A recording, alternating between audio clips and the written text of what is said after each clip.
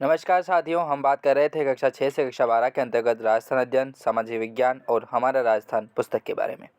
इस पुस्तक के माध्यम से आगामी प्रतियोगी जो परीक्षाएं हैं उनमें ये प्रश्न पूछे जाएंगे, क्योंकि महत्वपूर्ण प्रश्न जो है वो आरबीएससी और एनसीईआरटी के हैं, तो वो यहीं से बनते हैं। एनसीईआरटी और आरबीएससी की जो पुस्तक है उन्हीं से ही आगामी प्रतियोगी परीक्षाएँ हैं उनमें ये प्रश्न देखने को मिलेंगे। तो मैंने अध्याय वाइज जो पाठ आपके चैप्टर होते हैं उनमें उस तरीके से अध्याय वाइज आपके प्रश्न छाँट के बनाए हुए हैं मैंने। तो काफ़ी सरल तरीके से आपको समझाया जाएगा इसके माध्यम से। तो हम बात कर रहे थे कक्षा 7 का अध्याय आता है 14वां, संघीय सरकार। भाग पहला जो भूगोल का चैप्टर था, जिसमें भारत और राजस्थान के संदर्भ में हमने बात की थी, वो हमने कंप्लीट किया था। दूसरा भाग था सामाजिक और राजनीतिक जीवन, जिसके अंतर्गत हमने 4 अध्याय पढ़े थे। समकालीन भारतीय समाज, सामाजिक न्याय, विकास की अवधारणा और हमारा संविधान, और मौलिक अधिकार और कर्तव्य भी हमने पढ़ चुके थे। तो आज हम बात करेंगे संघीय सरकार, जो 14 चैप्टर आता है उसके बारे में हम बात करेंगे। तो संघीय सरकार से जो महत्वपूर्ण प्रश्न बनेंगे वो आगामी प्रतियोगी परीक्षाओं के लिए बहुत ही इंपॉर्टेंट है। चाहे आप कौन सा भी एग्ज़ाम दे दो, चाहे आरएस लेवल तक का भी एग्ज़ाम होगा, तो उसमें भी ये प्रश्न आपको पूछे जाएंगे।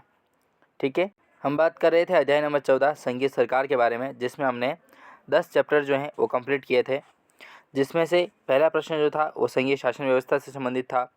दूसरा था राष्ट्रपति से संबंधित, संसद की जो बैठक आयोजित होती है उसमें पहली बैठक का संबोधन जो है वो अधिकार किसको होता है, तो राष्ट्रपति को होता है। संसद क्या होता है, लोकसभा राज्यसभा के हमने बारे में बात की थी विस्तृत तरीके से। तो अब बात करेंगे हम 11वां प्रश्न है वहाँ से। लोकसभा सदस्य बनने के लिए न्यूनतम आयु कितनी निर्धारित की गई है, तो 25 वर्ष जो है वो न्यूनतम आयु निर्धारित की गई है। संसद का कौन सा भाग उच्च सदन कहलाता है, तो उसे राज्यसभा जो है उसे उच्च सदन के नाम से जाना जाता है। राज्यसभा सदस्य का कार्यकाल कितना होता है, तो 6 वर्ष का कार्यकाल होता है राज्यसभा सदस्य का। राज्यसभा का सदस्य होने के लिए न्यूनतम आयु जो सीमा है वो 30 वर्ष रखी गई है। राज्यसभा में अधिकतम सदस्य संख्या कितनी निर्धारित की गई है, तो 250 जो है वो अधिकतम संख्या निर्धारित की गई है। राज्यसभा के कितने सदस्यों का निर्वाचन होता है, तो 238 जो है उन सदस्यों का निर्वाचन होता है। संसद के किस सदन को स्थायी सदन भी कहा जाता है, तो राज्यसभा का जो सदन है उसको स्थायी सदन भी कहा जाता है। संसद का प्राथमिक कार्य कौन सा है, तो प्राथमिक कार्य जो है वो कानून बनाना होता है। ठीक है, कानून बनाना। फिर प्रश्न आता है कि संसद के समक्ष बजट किसके द्वारा प्रस्तुत किया जाता है, तो कार्यपालिका के माध्यम से प्रस्तुत किया जाता है। दोस्तों ये प्रश्न जो है वो वन लाइनर है, ताकि आप डायरेक्ट क्वेश्चन और डायरेक्ट आंसर के बारे में बात करेंगे, ताकि बिना टाइम अपन वेस्ट करिए अधिक से अधिक अपना कार्य कर सकते हैं।